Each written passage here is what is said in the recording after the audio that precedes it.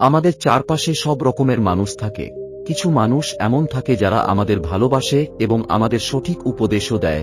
অন্যদিকে কিছু মানুষ এমনও থাকে যাদের কাজই হলো সবসময় আমাদের মধ্যে কমতি খুঁজে বার করা এবং আমাদেরকে অপমান করা ও ছোট করা। আর অনেকবার এমন মানুষের মোকাবেলা করাটা আমাদের জন্য অনেক কঠিন হয়ে যায়। এর কারণ হলো আমরা সেই উপায়টা জানি না যে কিভাবে এমন মানুষগুলোর সঙ্গে মোকাবেলা করতে হয় যাতে আমাদের সম্পর্কটাও খারাপ হবে না আর তাদের অপমানের জবাবও দেওয়া হয়ে যাবে। কারণ এই মানুষগুলো নিজের ভুলটা সংশোধন না করে কেবল সামনের মানুষের ভুলটাই দেখতে পায়। আর এমন মানুষগুলোর থেকেই সবসময় আমাদের সাবধানে থাকা উচিত। এর কারণ হলো এরা কেবলমাত্র নিজের আনন্দের জন্য এমন ব্যবহার করে থাকে। আর আজকের এই ভিডিওতে আমি আপনাদের ছোট্ট একটি গল্পের সাহায্যে এটাই বোঝাবো যে কেউ আপনাকে অপমান করলে বা ছোট করলে তাকে কিভাবে জবাব দেবেন। তো চলুন শুরু করা যাক। অনেক পুরনো দিনের কথা। একটি গুরুজির আশ্রমে অদ্ভুত রকমের দুটো শিষ্য থাকত। আর এই দুটো শিষ্য অদ্ভুত এই কারণ এদের দুজনের স্বভাব একদম আলাদা রকমের। যেখানে একটি শিষ্যের স্বভাব হলো সবার কাজের মধ্যে ভুল খুঁজে বার করা, অন্যদিকে দ্বিতীয় শিষ্যের স্বভাব হলো যদি কেউ তাকে কোনো কিছু বলতো তাহলে সে সেই কথার কোনো উত্তরই দিতে পারত না। আর এই কথাটা নিয়ে ওই শিষ্যটি সবসময় মন খারাপ করে থাকত। যদিও এই দুটো শিষ্যই একে অপরের ভালো বন্ধু ছিল। আর এদিকে আশ্রমের গুরুজি এই দুটো শিষ্যের স্বভাব সম্পর্কে আগে থেকেই জানত। আর একদিন ওই দুটো শিষ্যের মধ্যে সেই শিষ্যটি যে শিষ্যটি কোনো কথার উত্তর দিতে পারত না, ওই শিষ্যটি গুরুজির কাছে আসে। কারণ ওই শিষ্যটি অনেক বেশি দুঃখে ছিল। আর গুরুজি যখন ওই শিষ্যটিকে তার এই দুঃখের কারণ জিজ্ঞেস করে তখন ওই শিষ্যটি বলে তার নিজের বন্ধুই তাকে সবসময় ছোট করার চেষ্টা করে। তার বন্ধুর এই অভ্যাসটা দেখে অন্য শিষ্যগুলো আমাকে সবসময় ছোট করার চেষ্টা করে, আমাকে অপমান করে আর সবসময় আমাকে কিছু না কিছু বলতে থাকে। কিন্তু দুঃখের কথা হলো আমি তাদেরকে কোনো রকমের উত্তর দিতে পারি না, কারণ আমি জানি না কিভাবে আমি তাদের কথার উত্তর দেব। শিষ্যর মুখে এই কথা শুনে গুরুজি একটু হাসে আর বলে, এই সমস্যাটা তো খুবই ছোট, তুমি নিজেই এই সমস্যার মোকাবেলা করতে পারবে, কিন্তু এর জন্য তোমাকে তোমার বুদ্ধি ব্যবহার করতে হবে। এরপরে শিষ্যটি বলে, এখন আপনি আমাকে বলুন আমি এমন মানুষগুলোর কথার উত্তর কিভাবে দেব। এরপরে গুরুজি বলে, ঠিক আছে, আমি তোমাকে উপায় বলে দিচ্ছি। সবার প্রথম উপায় হলো যদি কেউ তোমাকে অপমান করে অথবা ছোট করে অথবা তোমার সম্পর্কে এমন কোনো কথা বলে যে কথাটা তুমি পছন্দ করো না, তাহলে তুমি কখনোই নিজেকে বাঁচানোর চেষ্টা করবে না। তারা যাই কিছু বলতে চাইছে সেটা তাদের বলতে দাও। আর তোমার এটা চিন্তা করার দরকারও নেই যে তোমার সঙ্গে এমনটা কেন হচ্ছে। এমনটা করার ফলে তুমি নিজেই তাদের কথাটা সত্যি প্রমাণ করে দাও।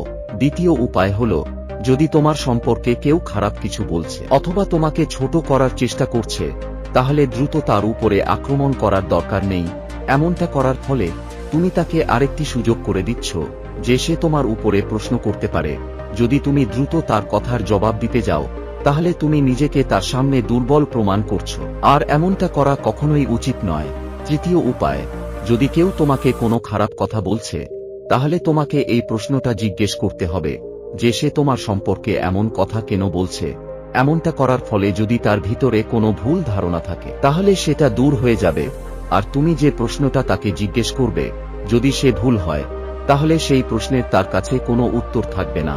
আর যদি সামনের মানুষটি সত্যিই কোনো উত্তর দিতে পারে যে সে তোমার সম্পর্কে কেন খারাপ কথা বলছে তাহলে তোমাকে সেই সমস্যার সমাধানটা তাকেই জিজ্ঞেস করতে হবে যে কিভাবে আমি আমার ভিতরের এই দুর্বলতাটা দূর করতে পারবো।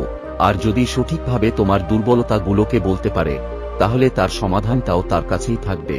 উদাহরণ হিসেবে, যদি কেউ তোমার গায়ের রং নিয়ে তোমার মজা ওড়ায় তাহলে সবার আগে তুমি নিজেকে বাঁচানোর চেষ্টা করবে না, বরং সামনের মানুষটির সম্পূর্ণ কথা শুনবে। এছাড়া দ্রুত তাকে উত্তর দেবারও কোনো প্রয়োজন নেই। আর তুমি তাকে কোনো ভুল কথাও বলবে না, বরং তুমি তাকে কারণ জিজ্ঞেস করবে। তাকে এটা জিজ্ঞেস করো, তুমি এটা খুব ভালো করে জানো যে আমার রংটা কেমন, আর সেটা বারবার আমাকে বলার প্রয়োজন নেই। তুমি তাকে এটা জিজ্ঞেস করো, সত্যিই কি আমার গায়ের রং পরিবর্তন করা সম্ভব? যদি পরিবর্তন করা সম্ভব হয় তাহলে সেটা কিভাবে? এছাড়া তুমি তাকে এটাও বলতে পারো, জীবনে সফল হবার জন্য গায়ের রঙে কিছু যায় আসে না। যদি গায়ের রংটাই গুরুত্বপূর্ণ হতো তাহলে প্রত্যেকটি কালো মানুষ আজ অসফল হতো। এভাবেই দেখতে পাবে সামনের মানুষটি নিজে থেকেই চুপ হয়ে যাবে, অনেকবার কিছু মানুষ বিনা কারণেই অন্য মানুষের শারীরিক গঠন নিয়ে বা অন্য কোনো কথা নিয়ে ছোট করে, আর এটা হলো তাদের একটি অভ্যাসের মতো। এরা নিজের ভিতরের দুর্বলতাটা না দেখে এরা অন্য মানুষের দুর্বলতাগুলো খুঁজে বেড়ায়। এমন মানুষগুলো প্রতিদিন অনেক মানুষের মন খারাপ করে দেয়, আর এই কারণে এদেরকে শান্ত করাটা দরকার আছে। এছাড়া অনেকবার এমন হয়, কিছু মানুষ আপনাকে কেবল অপমান করার জন্য নয়, বরং আপনার ভালোর জন্যই আপনাকে এই সমস্ত কথাগুলো বলে। তাই যদি আপনি এই সমস্ত মানুষগুলোকে জবাব দেন অথবা এদেরকে আটকান, তাহলে আপনার ক্ষতি হবে। সাধারণত আমাদের চারপাশে 3 রকম মানুষ থাকে, যারা অধিকারের সঙ্গে আমাদের দুর্বলতাগুলো আমাদেরকে বলতে পারে, আর আমাদের এই 3 ধরনের মানুষের সঙ্গে আলাদা আলাদাভাবে ব্যবহার করতে হবে। প্রথমত হলো সেই সব মানুষ যারা আমাদের থেকে বয়সে বড় এবং অভিজ্ঞতাতেও অনেক বড়। দ্বিতীয়ত হলো সেই মানুষ যারা আমাদের সমবয়সী এবং যাদের অভিজ্ঞতাটাও আমাদের সমান। আর তৃতীয়ত হলো সেই মানুষ যাদের বয়স এবং অভিজ্ঞতা আমাদের থেকে ছোট। আর এই 3 ধরনের মানুষের সঙ্গে খুব ভেবে চিন্তে প্রতিক্রিয়া দেওয়া উচিত, কারণ যারা আমাদের থেকে বয়সে বড় এবং আমাদের থেকে যাদের অভিজ্ঞতা বেশি, যেমন আমাদের বাবা মা, এরা যদি আমাদের কোনো পরামর্শ দেয়, তাহলে এমনটা কখনোই ভাববেন না যে তারা আপনাকে অপমান করার চেষ্টা করেছে, বরং তাদের কথাতে আমাদের মনোযোগ দেওয়া উচিত। এটা জানার চেষ্টা করা উচিত যে তারা যেটা বলছে সেটা কিভাবে সংশোধন করা যাবে, কারণ আমাদের গুরুজনরা কখনোই আমাদের ক্ষতি চায় না, তারা সব সময় আমাদের ভালোর জন্যই বলে। এরপরে যদি আপনার সহপাঠী কেউ আপনাকে ছোট করার চেষ্টা করে, তাহলে প্রথমে আপনি সামনের মানুষটির কথা মনোযোগ দিয়ে শুনবেন, তারপরে আপনি বিচার করে দেখবেন। যদি আপনার মনে হয় সামনের মানুষটি যে কথাটা বলছে সেটা ঠিক, তাহলে আপনি সেখানে কোনো প্রতিক্রিয়া দেখাবেন না, বরং আপনি আপনার ভুলটা সংশোধন করার চেষ্টা করবেন। আর যদি সে ভুল বলে আর আপনাকে কেবল ছোট করতে চায়, তাহলে আপনি তার কথাটা ইগনোর করে দেবেন। এরপরে অনেকবার বড়রা তাদের থেকে বয়সে ছোটদেরকে বোকা মনে করে, তাই ছোটদের কথা তারা মনোযোগ দিয়ে শোনে না। তাহলে বলি, আপনি কখনোই এমনটা চিন্তা করবেন না যে যারা আমাদের থেকে বয়সে ছোট তারা সব সময় ভুল কথাই বলবে। এটা হতেই পারে যে কেউ আপনার থেকে ছোট কিন্তু সে আপনাকে সঠিক কথা বলেছে, তাদের কথাটা আপনাকে মনোযোগ দিয়ে শুনতে হবে, আর আপনাকে ভেবে দেখতে হবে এই কথাতে আমার জীবনে কি কোনো পরিবর্তন আসবে, তাহলে সেই অনুযায়ী আপনাকে প্রতিক্রিয়া দেখাতে হবে। কিন্তু যদি কেউ কেবলমাত্র আপনাকে অপমান করতে চায়, তাহলে আপনি তাকে জবাব দিয়ে শান্ত করতে পারেন। এরপরে ওই শিষ্যটি জিজ্ঞেস করে, যদি কেউ কেবলমাত্র অপমান করতে চায়, তাহলে তখন আমাদের প্রতিক্রিয়া কেমন হওয়া উচিত? তখন ওই গুরুজি বলে, যখন কেউ অপমান করার চেষ্টা করবে, তখন প্রথমত আমাদের নিজের মনকে নিয়ন্ত্রণে রাখতে হবে। যদি আপনার সামনে কেউ আপনাকে খারাপ কথা বলছে আর আপনি আপনার নিজের নিয়ন্ত্রণটা হারিয়ে ফেলেন, আপনি ধৈর্য রাখতে না পারেন, তাহলে সেখানে পরে আপনি দোষী হয়ে যাবেন। ওই সময় আপনাকে ধৈর্য রাখতে হবে, তাহলে আপনি সঠিক সময়ে সঠিক জবাব দিতে পারবেন। আর আপনি এমন জবাব দিতে পারবেন যে ভবিষ্যতে সে আপনাকে আর কখনোই খারাপ কথা বলতে পারবে না।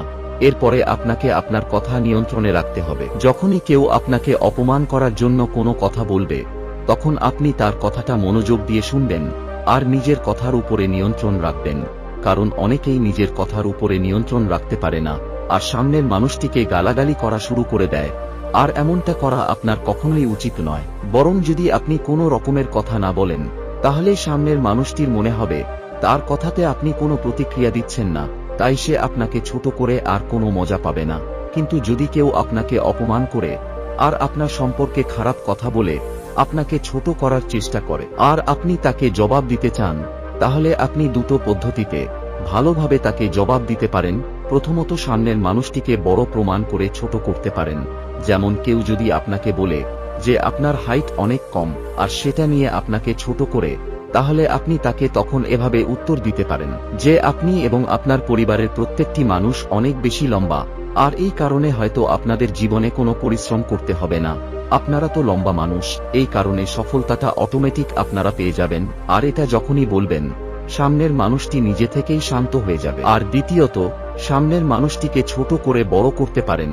যেমন যদি আপনি অনেক লম্বা হয়ে থাকেন আর সেটা নিয়ে আপনাকে কেউ ছোট করে, তাহলে আপনি তাকে এভাবে উত্তর দিতে পারেন যে আপনার ব্যবহার আমার খুবই ভালো লেগেছে, আপনি এই পৃথিবীর সব মানুষকে নিজের পরিবার মনে করেন, আর কে কতটা লম্বা, কার গায়ের রং কেমন, এই সব কিছুর উপরে কত খেয়াল রাখেন। সত্যি আপনি অনেক মহান, কিন্তু আপনি অন্যদের উপরে মনোযোগ না দিয়ে যদি নিজের উপরে মনোযোগ দিতেন, তাহলে আপনি হয়তো এই পৃথিবীর সবথেকে জ্ঞানী মানুষও হতে পারেন। আর এটা শুনে সামনের মানুষটা অবশ্যই চুপ হয়ে যাবে। আর এভাবেই ওই গুরুজি তার শিষ্যকে বোঝায় যে অপমানের জবাব কিভাবে দিতে হবে এবং কি রকমের ব্যবহার করতে হবে। গুরুজির মুখে এই সমস্ত কথা শোনার পরে ওই শিষ্যটি নিজের আত্মবিশ্বাস ফিরে পায়। এরপরে ওই শিষ্যটি গুরুজিকে বলে, আজকের সমস্ত উপদেশ সে সব সময় মনে রাখবে, আর আজকের পর কাউকে তাকে অপমান করতে দেবে না। তো বন্ধুরা, আজকের ভিডিওটি এই পর্যন্তই। ভিডিও ভালো লাগলে লাইক ও শেয়ার করতে ভুলবেন না। Thanks for watching.